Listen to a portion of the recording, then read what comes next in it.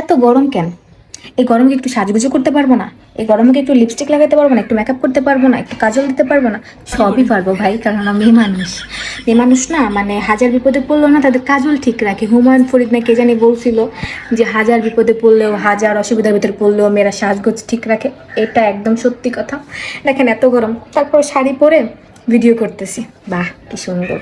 আমার জন্য গরম যেমন তেমন, কিন্তু কেউ যদি বলে তোমার আজকে পিকচার তুলে দেবো, নতুন ড্রেস পরে আসো, সাজগোজ করে আসো, ও মা আমি তো এক পায়ে রেডি। কারণ আমি মেয়ে মানুষ, আমি ঢং করব, আমি সাজবো, আমি গাইবো, আমি সব কিছু করবো।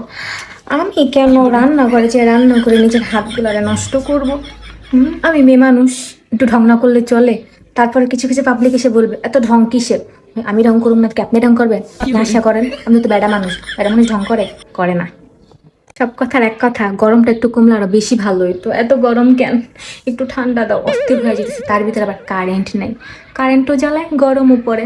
পাবলিক আছে শীতের সময় বলবে শীতকাল ভাল লাগে না, গরমের সময় বলবে গরমকাল ভাল লাগবে না। মানে তারা না দুই মুখা সাপ। শীতের সময় বলবে গরম ভাল লাগে, গরমের সময় বললে শীত ভাল লাগে। বা তো করে সামনে আমি জীবনে কখনো কোনোদিনও বলবো না আমার গরম পছন্দ। ভাই শীতের সময় অনেক ভালো, কাঁথা গায়ে দিয়ে ঘুমানো যায়। গরমের সময় কি করবো? করবোটা কি বলেন?